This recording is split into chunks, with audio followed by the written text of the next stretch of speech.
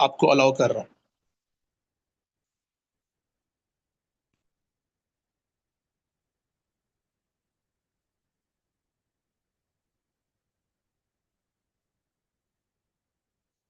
Okay, thank you. तमाम aspirants, आज का जो हमारा लेक्चर होगा वो प्रेसी राइटिंग पे होगा। और प्रेसी राइटिंग में आप लोगों ने सब बातें पहले से सुनी हुई हैं। ये वन थर्ड होती है, ये ऐसे होती है, ये वैसे होती है, आपको सब पता है। तो ऐसा क्या है कि फिर भी हम जब प्रेसी लिखने बैठते हैं तो हमें बहुत सी इश्यूज का सामना करना पड़ता है। और वो जो वन थर्ड वाली बात है वो एक्चुअली कैसे हम उसको एग्जीक्यूट कर सकते हैं, उस बात को प्रैक्टिकली कैसे हम उसको कर सकते हैं। तो आज के इस लेक्चर में जो शामिल होंगी चीजें, वो दो तीन चीजें होंगी। सबसे पहले तो प्रेसी के बारे में वो तमाम बातें आपको दोबारा सुननी पड़ेंगी जो पहले आप सुन चुके हैं, बट बहुत एक मेरे अपने अंदाज से होंगी, मैं अपनी समझ के मुताबिक करूंगा।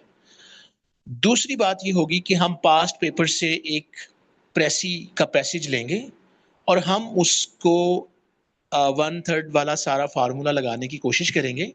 और फिर हम उसकी एक एक्चुअल प्रेसी जो है वो हम उसको देखेंगे कि भाई इसकी प्रेसी कैसे बन सकती है, हम अटेम्प्ट करेंगे। तो आज का लेक्चर जो है बड़ा ही अहम होने वाला है, और मेरा ख्याल है इस लेक्चर के बाद आपको जिंदगी में कभी प्रेसी के ऊपर लेक्चर सुनना नहीं पड़ेगा। इतना तो मैं आपको कह सकता हूं। तो बस आपसे ये चाहिए कि इसके दो हमारे स्लॉट्स होंगे 40-40 मिनट्स के। तो पहले 40 मिनट्स हम बात कर रहे हैं। जैसे ही ये 40 मिनट्स पूरे हो जाएंगे उसके बाद हम क्या करेंगे, हम एक ब्रेक लेंगे 7 to 8 मिनट्स की, और दोबारा जूम लिंक आपसे वो शेयर किया जाएगा और फिर आप सेकंड स्लॉट में आएंगे। तो 2 स्लॉट्स हो सकते हैं, और मेरी कोशिश है कि 2 स्लॉट्स में ये हो जाए, तीसरा स्लॉट हमें ना करना पड़े। तो रही बात आपकी क्यूरीज की, आपकी कंफ्यूजन्स की ड्यूरिंग लेक्चर्स जो आपको आएंगी, आपने एक पेज पे उनको लिख लेना है, और बाद में हम क्वेश्चन आंसर सेशन करेंगे और लिखते जाना है वन बाय वन। और बाद में जब वो हमारा आंसर क्वेश्चन आंसर सेशन होगा, वहां तमाम इंडिविजुअल्स जो आपके कंसर्न्स हैं उनको वन बाय वन एड्रेस करने की कोशिश की जाए। ठीक है, थैंक यू। मैं कुछ स्लाइड्स आपसे शेयर करता हूं और फिर स्लाइड्स को साथ साथ थोड़ा थोड़ा मैं आपको बताता चलूंगा, और हम आज का लेक्चर स्टार्ट कर रहे हैं। तो थोड़ा वेट कीजिएगा, अभी मैं आपसे स्लाइड शेयर करता हूं।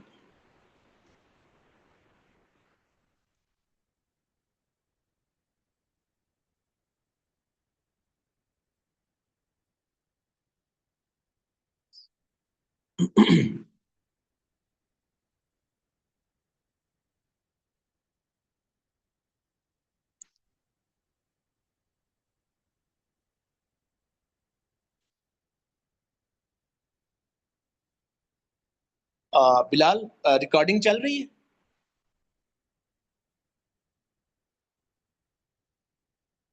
यस सर, चल रही है। Okay, thank you. अच्छा बेटा, प्रेसी राइटिंग के लिए, okay thank you Bilal, please इसको बड़े अच्छे से आप जरा देख लीजिएगा रिकॉर्डिंग वगैरह को।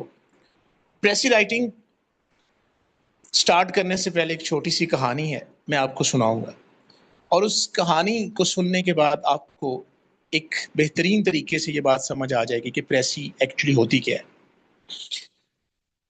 किसी किसान के पास गांव में एक फकीर गया, और फकीर ने ये उसके दरवाजे पे जाके सदा लगाई कि आज के दिन कोई जो कुछ मांगेगा उसकी एक एक विश पूरी होगी, उसकी कोई सी एक मुराद पूरी होगी। तो वो किसान जो है, वो जो किसान जो है, उसने फकीर से जब कहा कि इस तरह, फकीर ने जब किसान से कहा कि इस तरह आपकी कोई एक विश पूरी होगी आज, आप जो मांगोगे। तो ये एक फर्जी कहानी है आपको समझाने के लिए। तो आप बताइए आपकी क्या विश है। तो उस सेंट ने या उस सूफी ने या उस फकीर ने कहा कि आप बताइए किसान को आपकी क्या विश है। तो उन्होंने कहा कि मेरी कोई सी एक मुराद, कोई सी एक विश पूरी होने वाली है, तो क्यों ना मैं अपनी फैमिली से, अपने घर वालों से मशवरा कर लूं। ठीक है, तो वो उसने क्या किया, वो अपना सबसे पहले अपने फादर के पास गया। ठीक है, और अपने अब वो फादर से उसने कहा कि इस तरह कोई एक ख्वाहिश है जो पूरी हो सकती है, तो बताइए। तो उसने कहा हम गरीब हैं, तो कोई ऐसी दुआ होनी चाहिए कि हम अमीर हो जाएं, अमीर हो जाएं। उसने कहा ठीक है। उसके बाद एक दूसरा, वो दोबारा अपनी वालदा के पास गया, तो वालदा से कहा कि ये बात है। तो सूफी ने या उस फकीर ने ये कहा है कि कोई सी एक विश पूरी होगी, तो आप बताइए। तो उसने कहा देखो मैं ब्लाइंड हूं, मुझे नजर नहीं आता, तो मेरे लिए दुनिया की सबसे बड़ी ख्वाहिश ये है कि मेरी आंखों की बिनाई वापस आ जाए, मैं देखना चाहती हूं। तो वालिद ने कहा हम अमीर होना चाहते हैं, और वालदा ने कहा मुझे मेरी आंखों की रोशनी वापस आ जाए, मेरी ये विश है। उसके बाद वो अपनी वाइफ के पास गया, और उसकी वाइफ ने कहा हमें औलाद चाहिए, हमें औलाद नहीं है आज तक, तो ये सबसे बड़ी विश है कि औलाद हो जाए। अब किसान इस सोच में पड़ गया कि वालिद साहब कहते हैं गरीब हैं, अमीर हो जाएं, वालदा कहती है मैं नबीना हूं, मुझे बिनाई मेरी लौट आए, और मेरी वाइफ कहती हैं कि हमारी औलाद हो। तो ये तीन मुख्तलिफ बातें हैं, और फकीर ने तो कहा था कि कोई सी एक विश पूरी होगी। तो उसने थोड़ा सोचा, और बाद में उसने फकीर को आके ये कहा कि मेरी माँ मेरे बच्चों को सोने के चम्मच या चांदी के चम्मच के साथ पैदा होते हुए देखना चाहती है, ये मेरी विश है। मेरी माँ मेरे बच्चों को चांदी के चम्मच के साथ पैदा होते हुए देखना चाहती है। तो ये है कि उसने तीनों बातें एक ही जुमले में कर दी। स्पिरिट भी मिस नहीं हुआ, मैसेज भी कन्वे हुआ, तमाम इंपॉर्टेंट पॉइंट्स भी उसने बता दिए, और कमाल महारत के साथ एक विश में तीनों विश का जिक्र कर दिया। माय डियर पेरेंट्स, ये है प्रेसी राइटिंग। अब हम इसको आगे लेके चलते हैं। Words are like leaves, and where they most abound, much fruit of sense beneath is rarely found. ये एक कोट है कि एक कोट है कि जहां अल्फाज की भरमार होती है, जहां पे अल्फाज बहुत ज्यादा होते हैं, इन अदर वर्ड्स जो बंदा बहुत बातूनी होता है, बहुत गुफ्तगू ज्यादा करता है, उससे हिकमत की बातें बहुत कम निकलती हैं, विजडम की बातें बहुत कम निकलती हैं। यही बात है, यहां लिखा हुआ है कि अल्फाज पत्तों की तरह हैं, और पत्ते जहां पे किसी ट्री के ऊपर, किसी दरख्त के ऊपर बहुत ज्यादा होते हैं, वहां फ्रूट हार्डली मिलता है। तो मतलब जब आप बहुत ज्यादा अल्फाज में लिखते हो चीजें, बड़ी बड़ी ऐसे शीटें भरने की कोशिश करते हो, तो ये चांसेस हैं कि वहां पे विजडम ना हो, वहां पे आ, अच्छी बातें क्वालिटी वाली ना हो, बस आप शीटें पूरी करने के चक्कर में हो, तो ये हो सकता है।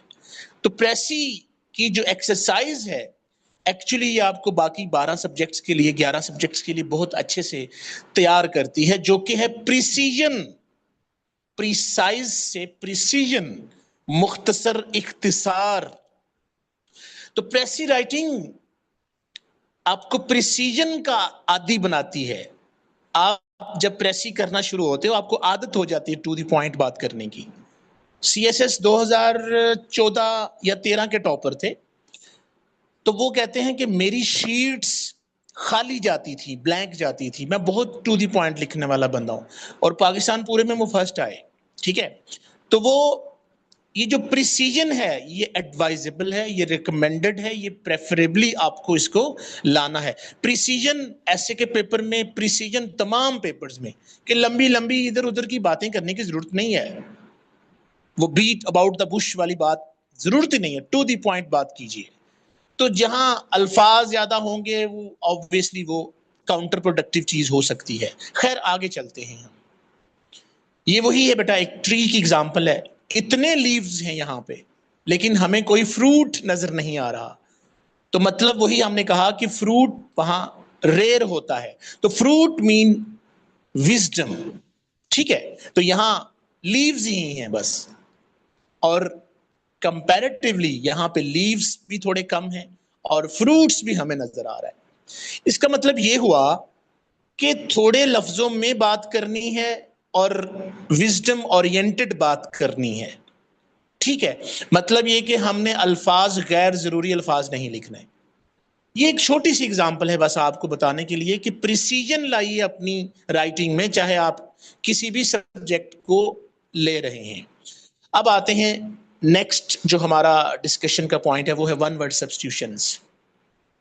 वन वर्ड सब्स्टिट्यूशंस जो हैं आपके ना सिर्फ प्रेसी के लिए ये इंपॉर्टेंट है बल्कि तमाम सब्जेक्ट्स के लिए, इवन आपके बोलने के लिए, स्पीकिंग में भी बहुत इफेक्टिव होते हैं और इंप्रेसिव होते हैं।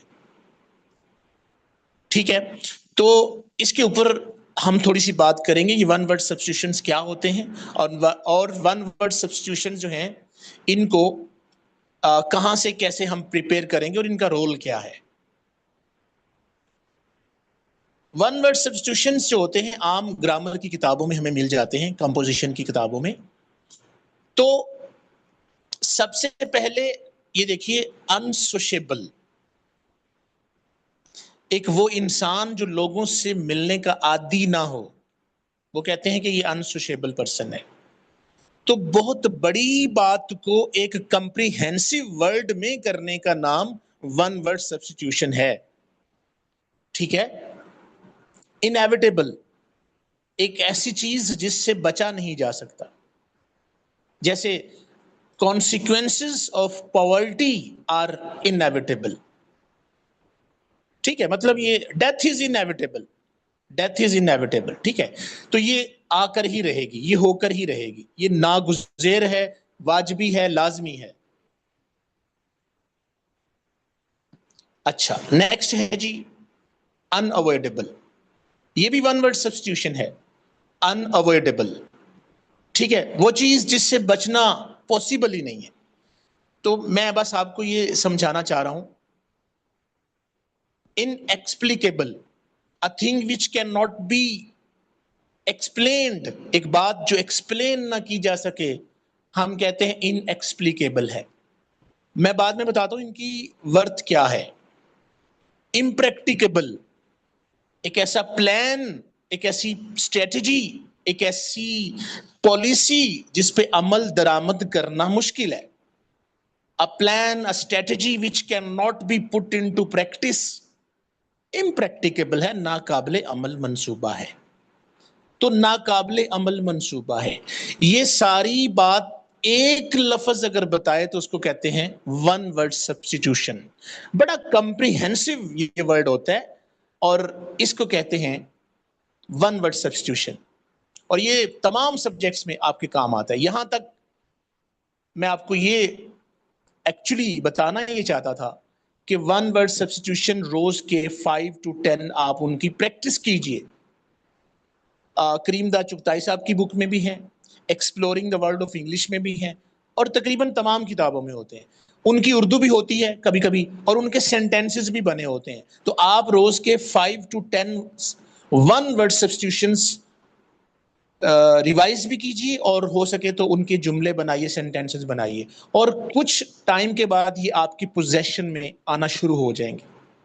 आपकी राइटिंग में, आपके बोलने में, लिखने में ये रिफ्लेक्ट होना शुरू हो जाएंगे। लेकिन ये कोई 3 माह, 4 माह, 6 माह लगेंगे। रोजाना इनको 8-10 मिनट आपने, बेशक 10 मिनट रोज दे दीजिए। किताब कोई भी हो सकती है, लेकिन preferably exploring the world of English. अब आते हैं प्रेसी को लेके स्पेसिफिकली एक एस्पायरेंट के इश्यूज इसमें क्या होते हैं। एक स्टूडेंट जब प्रेसी करने बैठता है, उसने बहुत सुना, 1/3 होती है, ये रूल्स हैं, ये बातें हैं, लेकिन जब वो बैठता है तो उसके सामने ये 4 इश्यूज आते हैं, ये 4 डिफिकल्टीज का उसको सामना करना पड़ता है। Number 1, comprehension issues. सबसे पहले तो जो गिवन पैसेज होता है उसको कंप्रीहेंड करने में उसको दिक्कत होती है, उसको कंप्रीहेंड करना ही नहीं आता। और इसका बेस्ट जो टेस्ट है आप अपने लिए कर सकते हो असेसमेंट, वो CSS का कोई भी प्रेसिज एंड कंपोजिशन का पास्ट पेपर्स में से कोई 1 साल का निकालिए, उसका पैसेज पढ़िए प्रेसी का, तो आपको पता चल जाएगा कि आपका कंप्रीहेंशन लेवल अभी क्या है। ठीक है, तो एक तो ये तो कंप्रीहेंशन इश्यूज। अगर किसी की कंप्रीहेंशन स्किल्स में इश्यू है तो ऑब्वियसली एक चीज को समझ ही नहीं पाया वो, तो वो उसको रीराइट कैसे कर पाएगा, रिप्रोड्यूस कैसे कर पाएगा। So comprehension is a prerequisite precis writing के लिए। और कंप्रीहेंशन कैसे ये आपकी इनहांस हो सकती है, बस ये क्वालिटी रीडिंग्स करते रहिए with the passage of time, comprehension skills. बेटा अपने माइक ऑफ कर लें प्लीज, वरना वो आपको कोऑर्डिनेटर रिमूव कर देंगे। दूसरा जो इश्यू फेस करते हैं एस्पायरेंट्स प्रेसी लिखते वक्त, वो है लेक्सिकल बैरियर्स। ये वो बैरियर्स हैं जो आपके पैसेज में मुश्किल अल्फाज और मुश्किल टर्म्स की शक्ल में होते हैं। मतलब आपको 3 लाइनें पढ़ रहे हो तो 3 में से आपको 2.5 लाइनों की तो समझ आ रही है, लेकिन एक वर्ड ऐसा आ गया या एक फ्रेज ऐसा आ गया या 1-2 वोकैब के अल्फाज ऐसे आगे आपको समझ नहीं आ रहा कि यार ये क्या है, ये तो मुझे नहीं आ रहा। अगर ये मुझे आता होता तो फिर मुझे पूरी समझ आ जानी थी। तो ये जो बैरियर है मुश्किल अल्फाज का आना और मुश्किल अल्फाज और टर्म्स और इस तरह के फ्रेजेस का वहां आ जाना और उसका आपको मुश्किल लगना, ये भी एक बैरियर, ये भी एक डिफिकल्टी है जो स्टूडेंट्स फेस करते हैं। इसके लिए मैं ये कहूंगा, आप पूरा पैसेज इन 1 गो पढ़िए, रुकिए मत। नहीं को मीनिंग आता स्किप कर दें, आगे चलिए, फिर आगे चलिए, फिर आगे चलिए, इन 1 गो। ये असूल बनाइए, आपको इन 1 गो पैसेज पढ़ना है, रुक रुक कर नहीं पढ़ना। क्योंकि कभी कभी कॉन्टेक्स्ट के हवाले से बात की समझ आती है, पहली 2 लाइनों में समझ नहीं आ रही होती, लेकिन जब पूरा पैसेज पढ़ते हैं फिर समझ आती है, अच्छा पहली लाइनों का ये मतलब हो सकता था। पूरा पैसेज एक यूनिट की फॉर्म में होता है, तो कॉन्टेक्चुअलाइजेशन और कॉन्टेक्स्ट में अंडरस्टैंडिंग करना, कंप्रीहेंड करना आसान होता है। एक तो मैं ये कहता हूं कि इन 1 गो आप पैसेज करेंगे, हमेशा पढ़ेंगे, पहले 2 दफा उसको आराम से पूरा पूरा पढ़ेंगे बगैर रुके। अगर आपको कोई टर्म्स, कोई फ्रेजेस, कोई वोकैब मुश्किल लग रही है तो आपने उसको स्किप कर देना है, आपने उसके ऊपर फिंगर रख के आगे निकल जाना है कि ये तो है ही नहीं, समझिए ये है ही नहीं। तो वो आप ये करके देखिएगा, उस मुश्किल लफ्ज का मानी जाने बगैर भी आप अंडरस्टैंडिंग वहां से हासिल कर पाओगे। क्योंकि सियाको सबाक के हवाले से, जैसा कि पिछली बात और अगली बात को मिलाकर हम कोई ना कोई मफहूम निकाल लेते हैं, तो कॉन्टेक्स्ट में चीजें समझ आ जाती हैं, अकेले अकेले नहीं आएंगी। तो आपने उन मुश्किल अल्फाज को इग्नोर कर देना है, एकदम इग्नोर, क्योंकि अब वो आते तो हैं नहीं उस वक्त। तो अब इसका मतलब ये तो नहीं कि अब आप उसको सोच सोच के परेशान हो, जो काम तो करना है, टाइम भी बड़ा लिमिटेड सा होता है, तो आपने उनको भूल जाना है, तो अंडरस्टैंडिंग फिर भी होगी, पैसेज का मैसेज फिर भी कन्वे हो रहा होगा। ठीक है, तो ये भी एक इशू है जो फेस करना पड़ता है एस्पायरेंट को, और इसका हल भी मैंने बता दिया कि आप बहुत परेशान मत होइए, हाँ, आप आज प्रैक्टिस कर रहे हैं, आज तो आप इसके ऊपर वो रिसर्च कर लेंगे, यार इसका मानी क्या मानी क्या, वो देख लेंगे, लेकिन एग्जाम हाल तक आपने ये बात माइंड में इसको बिठा लें कि मुझे कॉन्टेक्स्ट के हवाले से चीज को समझना है, और कॉन्टेक्स्ट समझ आता है इन वन गो, पूरा पैराग्राफ पढ़ें तो आ जाता है। और उसका उसका सिर्फ 60-70% भी आ जाए तो आप बना लोगे। 100% तो किसी को भी नहीं आता, वो आप ये माइंड में रखिए बात, कि वो 100% तो किसी को आता नहीं। अच्छा, आगे चलते। What is the major idea और ideas and what are the supporting details. अच्छा, ये जो नीचे एक लास्ट पॉइंट है, ये भी एस्पायरेंट्स यहां एक मसला करते हैं, वो आइडेंटिफाई नहीं कर पाते कि इस पैसेज में एक बड़ा आइडिया क्या है, एक मेजर आइडिया क्या है। वो एक भी हो सकता है, वो दो भी हो सकते हैं, वो तीन भी हो सकते हैं, चार भी हो सकते हैं, लेकिन उन आइडियाज की कुछ डिटेल्स होती हैं। वो छोटे छोटे आइडियाज होते हैं, सब आइडियाज, वो डिटेल्स होते हैं उन बड़े आइडियाज की।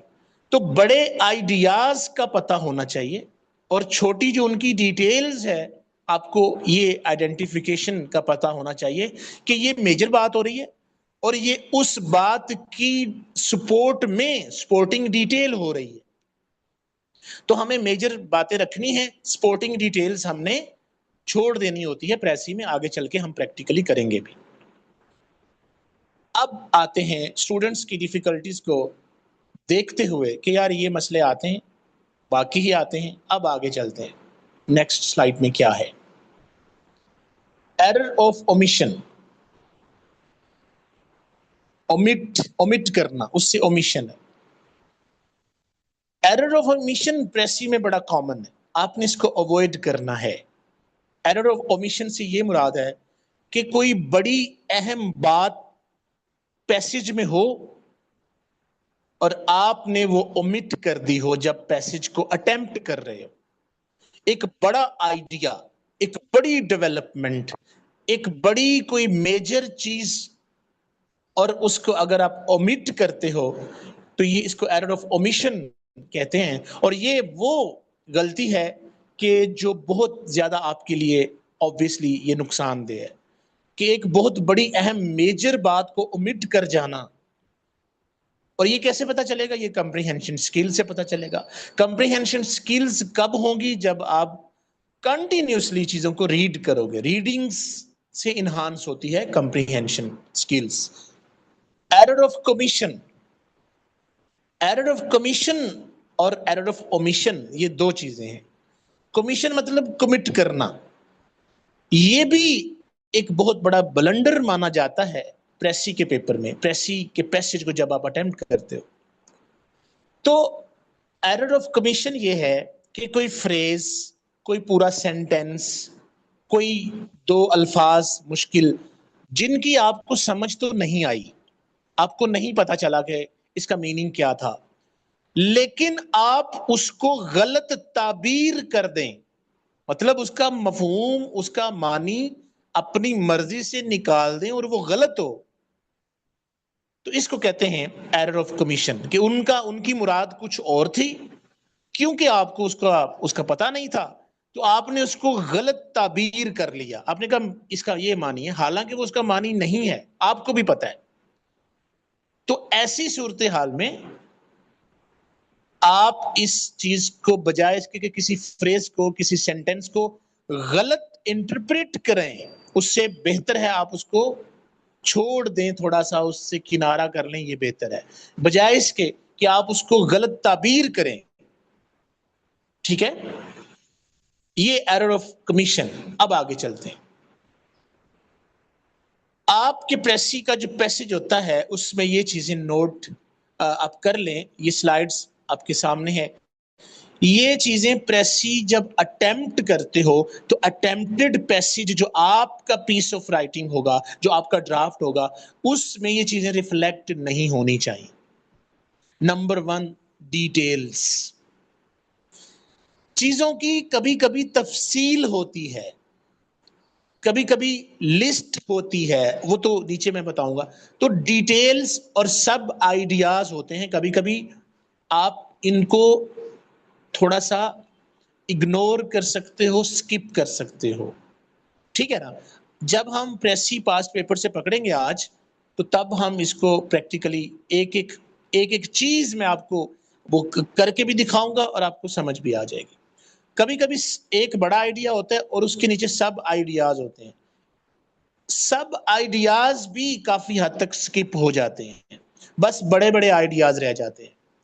मैं इसकी एग्जांपल आपको देता हूं। फर्ज करें मैं कहता हूं कि आ, मैं अगर इसकी एग्जांपल दूं कि मैं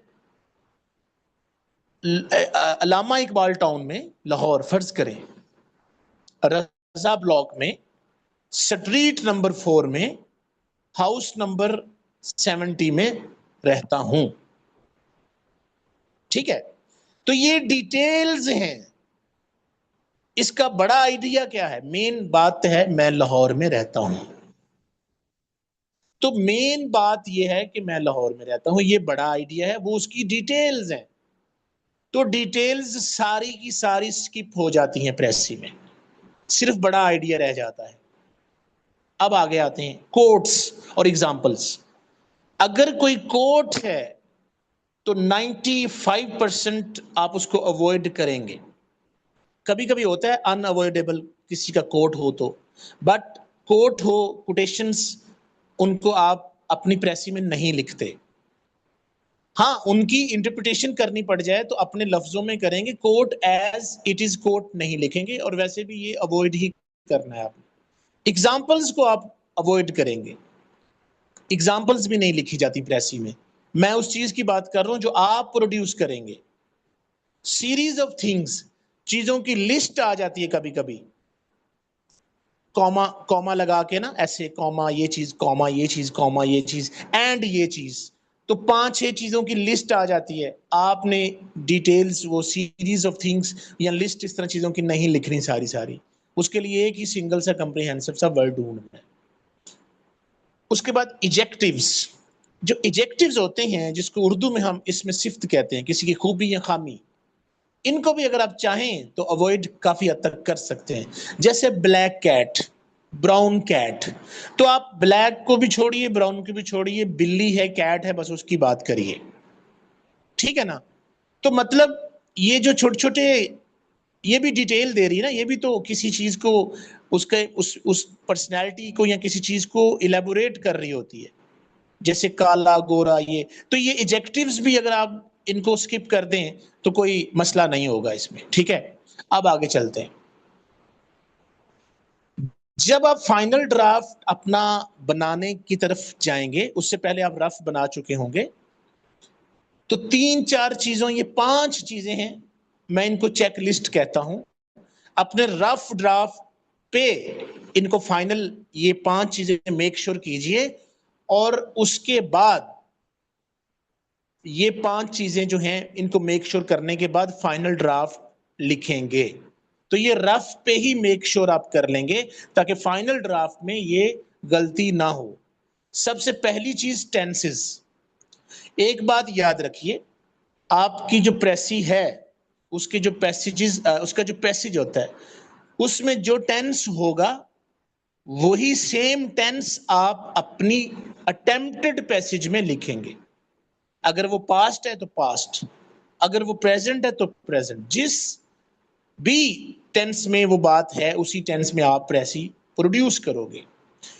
अब एक और चीज आपके सामने आएगी कि अगर पैसेज लंबा है, लॉन्ग है, उसमें कभी प्रेजेंट में बात हो रही है, कभी उसमें पास्ट में बात हो रही है, तो आपने परेशान नहीं होना। जैसे जैसे उधर आपके ओरिजिनल पैसेज में टेंस में शिफ्ट आ रहा है, वैसे वैसे आपकी पैसेज जो आप अटेम्प्ट कर रहे हैं उसमें भी शिफ्ट आएगा। तो ये फिक्स नहीं कि एक ही टेंस में सारी प्रेसी चलेगी, ये प्रेसी चलेगी accordingly.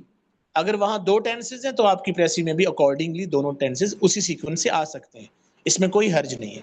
Number 2, avoid personal pronouns. इनको कभी नहीं लिखेंगे अपनी प्रेसी में।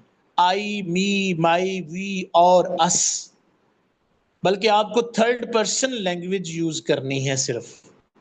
जैसे कभी कभी आप देखते हो किसी बंदे की ऑटोबायोग्राफी का पैसेज उठा के डाल देते हैं, I was there, I visited there, मैं वहां गया, वो आई आ रहा होता है उसमें। तो आप ये कह सकते हैं the author says, the writer narrates, the writer describes, the writer expresses. तो मतलब ये आप नहीं करेंगे कि आई से, इसका आई से ही नहीं बनाएंगे, मैं वहां गया, मैं वहां गया। तो ये है एक। दूसरा, तीसरी बात, इनडायरेक्ट स्पीच यूज करेंगे। चौथी बात, आपका पैसेज स्मूथ है, एक यूनिट की फॉर्म में है, वेल इंटीग्रेटेड है, उसमें एक नेचुरल फ्लो है। अगर नहीं तो लिंकिंग डिवाइसेस को यूज कीजिए, कनेक्टर्स को यूज कीजिए। देयरफॉर लगता है लगाइए, मोर ओवर लगता है लगाइए, इन कंट्रास्ट लगता है लगाइए, इन कंपैरिजन, कंट्रेरिली, मतलब जिस नोयत का वो पैराग्राफ बन रहा है उसको एक यूनिट की फॉर्म में आपने प्रेजेंट करना है, और उसकी यूनिटी और कोहेन जो है उसके अंदर, वो लिंकिंग डिवाइसेस से आप इंश्योर कर सकते हो। बट मेक श्योर कि एक्सेसिव यूज ना हो इनका, कि भाई हर लाइन में आप मोर ओवर, फर्दर मोर, इस तरह नहीं। जहां नेचुरली बनता है वहां लगाएंगे।